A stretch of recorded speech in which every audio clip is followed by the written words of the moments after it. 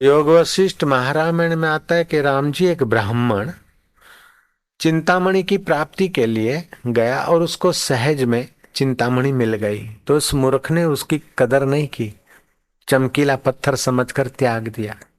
और फिर वर्षों तक मजूरी करने के बाद उसको पत्थर मिला, उसको चिंतामणि माना।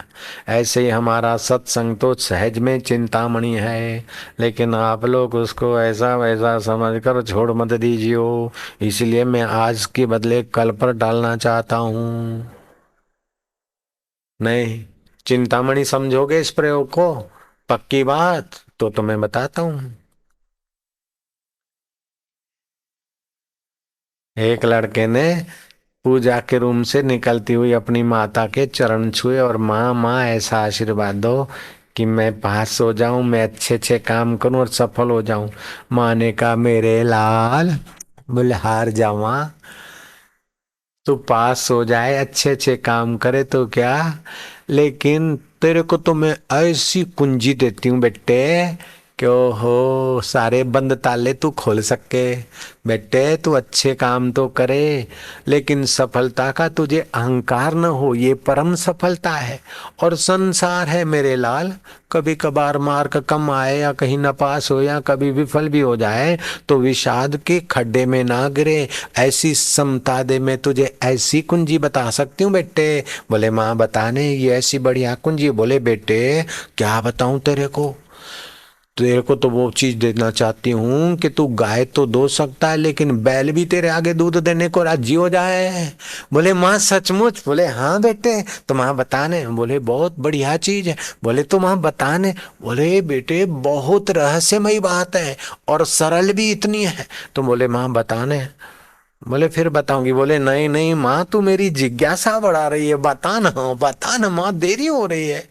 बोले बेटे ओ भैंस तो दूध देवे लेकिन पाडे भी दूध देने लग गए, ऐसी चीज है। बोले फिर माँ बताती क्यों नहीं? बोले बेटा बहुत रहस्यमयी है और बड़ी सरल है, सहज में उसका अनुष्ठान सुमरण फायदा ले सकते हैं, सब कोई ले सकता है। तो माँ बताना, देरी क्यों करे?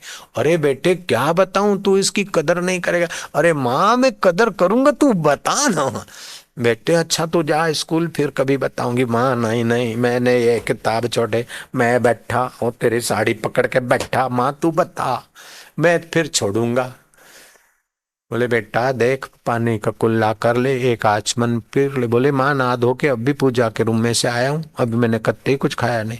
बेटे आचमन कर ले, मैं बताती हूँ, लेकिन अभी छोड़। फिर अरे माँ फिर ऐसा क्यों करती? बोले बेटा तू कदर नहीं करेगा ना।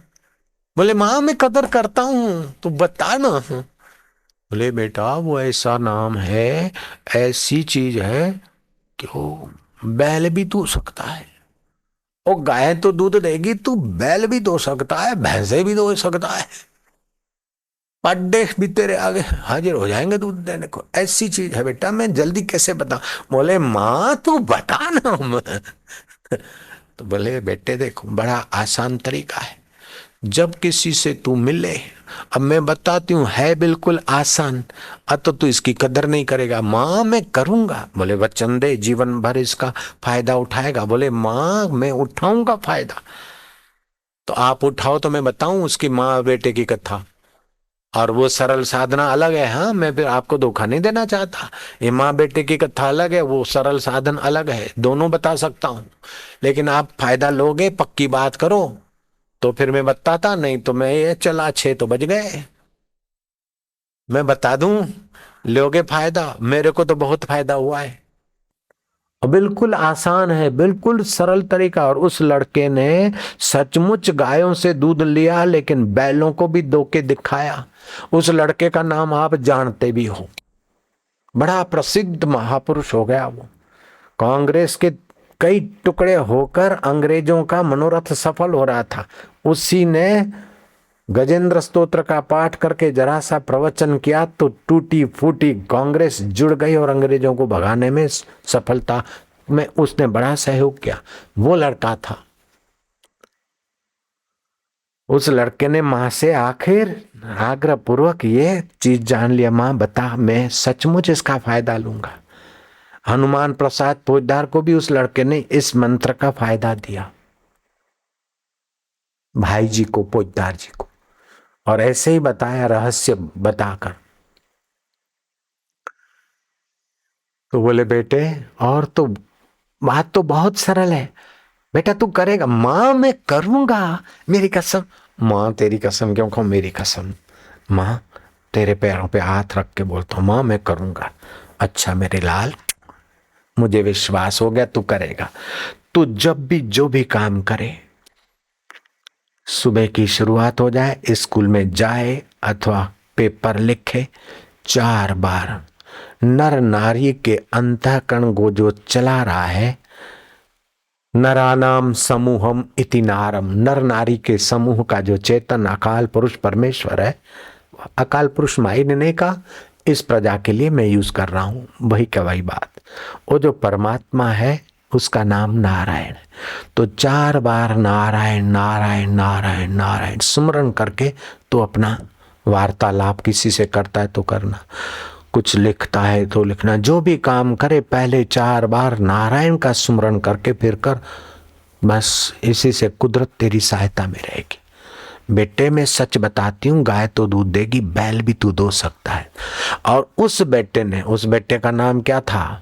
मदन मोहन मालवीय, बाद में महामना मदन मोहन मालवीय के नाम से प्रसिद्ध। उन्होंने काशी में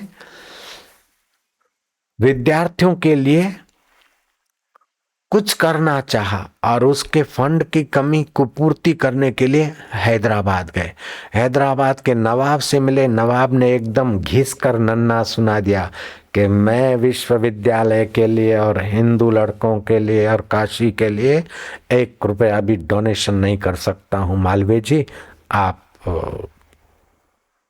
बुरा मत मानिए, जा सकते हो।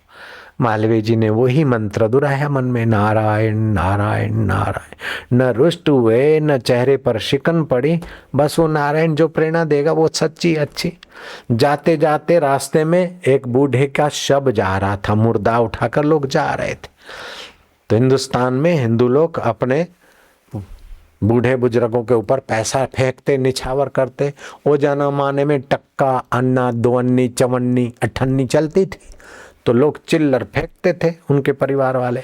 तो फुटपाथ पर और सड़कों पर गरीब गुरबे चुनते थे, मालवीय जी भी चुनने लगे। टक्का चुन लिया, अन्ना, 2 अन्नी, 4 अन्नी, ऐसा कुछ चिल्लर चुन लिया। गुप्तचरों ने जाकर नवाब को बताया कि मदन मोहन मालवीय, गांधी जी, नेहरू जी, तिलक जी और लोग जिनको सुनते थे और कांग्रेस में विभाजन पड़ा, जिनके जरा से वो लेक्चर से सारा संगठित हो गए, ऐसे मालवीय जी सड़कों पर, हैदराबाद की सड़कों पर चिल्लर चुन रहे। वो दंग रह गया, आदमियों को भेजकर मालवीय जी को बुलाया। बोले आप जैसे इतने बड़े महामना मदन मोहन मालवीय और फुटपाथ पर 54, 58 टक्का आना चुन रहे, क्या बात है? बोले मैं साथियों को कहकर आया था कि इतना बड़ा काम है तो मैं हैदराबाद से कुछ पैसे लाऊंगा। अब मैं क्या मुंह दिखाऊं, क्या बोलूं कि हैदराबाद वालों ने कुछ नहीं दिया। नारायण नारायण नारायण। जिंदों ने नहीं दिया तो कोई बात नहीं, मुर्दे ने तो दिया, कुछ तो दिखाऊंगा। और उस बैल ने दूध देना चालू किया। बोले माफ करना, किसी को बोलना मत, 5 लाख ले जाओ। और बैल को भी धोखे आए। नारायण नारायण, उसका मतलब ये नहीं कि आप नारायण नारायण करके कहीं से 5 लाख ले आओगे, ऐसा कहने का तात्पर्य नहीं है। लेकिन बिगड़ी बाजी भी संवारने की सत्प्रेरणा मिलता है। नारायण नारायण नारायण नारायण, ये तो आप सबके घर की चीज हो गई, इसका फायदा ले सकते हैं। आपने देखा होगा मैं सत्संग की शुरुआत में और सत्संग की पूर्णाहुति में नारायण बोलता हूँ। जयराम जी मुझे तो बहुत फायदा होता है। कई जगह पर कोई सत्संग होता है तो मंडप का मुहूर्त, तिथि, वार, ये वो करते, फिर भी उनके सत्संग में विघ्न हो जाते। और मेरा तो हरि नाम और नारायण नाम से कोई भी तिथि, वार, मुहूर्त, मंडप, उद्घाटन, चौघड़िया, पंचघड़िया कुछ नहीं देखते, बस चली गाड़ी तो चली। इत्थों पूरे इत्थे पूरा होता है और कैथल में शुरू होता है, कैथल में पूरा होता है और वहाँ दूसरी जगह शुरू होता है, बस ऐसे हमारी गाड़ी तो चल रही नारायण के नाम से, आज तक एक्सीडेंट नहीं हुआ हमारी गाड़ी का कि एक प्रोग्राम कैंसिल करना पड़े, पोस्टपोन करना पड़े। 30 साल में। तो ये आपको दे दिया ये रहस्य की बात। नारायण भोजन बनाओ ने, नारायण नारायण नारायण, और भोजन खाओ तो नारायण नारायण नारायण, और रात को सो तो बोले नारायण नारायण, और सुबह जगते तो होंगे, नहीं जगो तो मत बोलना, और जगो तो बोलना नारायण नारायण नारायण। एक तो ये आपको सार बात समझा दी, सरल है और बड़ी रहस्यमय सुखदायी। दूसरी बात 5 मिनट की साधना की है, अब देर हो गई, एक चलो कल बताएंगे। हाँ, हम भी क्रेडिट लेना चाहते हैं इस बात की, जयराम जी की। तो भाई सच्ची बात तो यह है कि अगर इस साधना को आप, इस युक्ति को आप थोड़ा सा अभ्यास करें तो आसान हो जाएगा।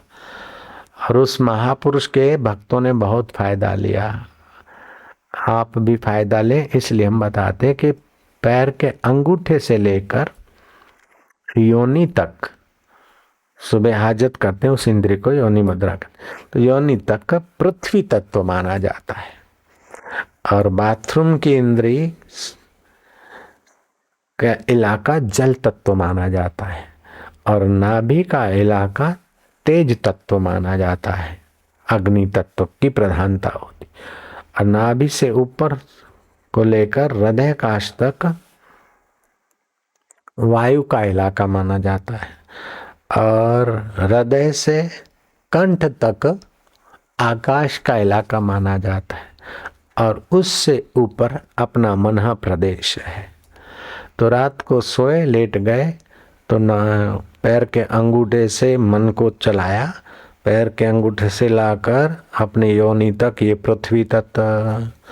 पृथ्वी तत्व को नाभि के नीचे की हेरिया तक जल में लीन किया, जल को फिर तेज में लीन किया, तेज को फिर हृदय कोश में ले आए, वायु में लीन किया, और वायु को कंठकूप में आकाश में लीन किया, ये भावना किया। और फिर आकाश से पार मन से ही तो आकाश दिखता है, और मन में लीन हुए। फिर चाहे नींद आ जाए कोई हरकत नहीं, फिर सुबह उठे तो नीचे आए, मन से उतरे आकाश में आए, आकाश से उतरे वायु में आए, वायु से उतरे तेज में आए, तेज से उतरे जल में आए, जल से उतरे पृथ्वी में आए। इस प्रकार का थोड़ा सा अभ्यास, कायदेसर का सोना और जगना आपकी योग निद्रा ले आएगा, 6 घंटे की नींद समाधि का सुख ले आएगा, और भजन में लगा देगा 6 घंटे।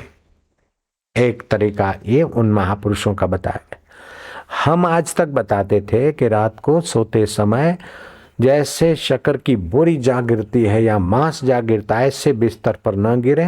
सोते समय पैर गीले नहीं होने चाहिए, सोते समय मुंह आदि साफ सुथरा करके बैठ गए, फिर धीरे से लेट भी गए, और मैं भगवान के परमात्मा की शांति में गोद में जा रहा हूँ, ऐसा चिंतन। जो थकान का चिंतन करते करते सोते हैं, वे नींद लेने के बाद भी अचेतन मन में उनकी थकान बनी रहती है। और जो चिंता लेकर सोते हैं, वे जल्दी उनके बाल टाल के खिसक जाते, और चिंतित अचेतन मन में चिंता गहरी हो जाती। आप न चिंता लेकर सोएं, न थकान मन में लेकर सोएं, आप लेट जाएं, श्वास भीतर गया शांति, बाहर आया 1, श्वास भीतर गया आनंद, बाहर आया 2, श्वास भीतर गया राम, बाहर आया 3, श्वास भीतर गया आरोग्यता, बाहर आया 4, श्वास भीतर गया अपना बीज मंत्र जो हम दीक्षा में देते वो लिया। इस प्रकार श्वासोश्वास की माला जपते जपते आपको कब नींद आ गई पता ना चले, और 6 घंटे आपकी नींद भी हो जाएगी, और अचेतन मन में ये शुद्ध संस्कार पड़े करेंगे और आपका बंदगी में गिना जाएगा। ये बात तो मैं पहले बोल चुका कई बार, लेकिन ये अखंडानंद महाराज की बात में ये पहली बार बोला।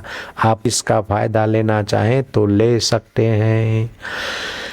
आपकी की हुई साधना अथवा किया हुआ कर्म देर सबेर फल देता है।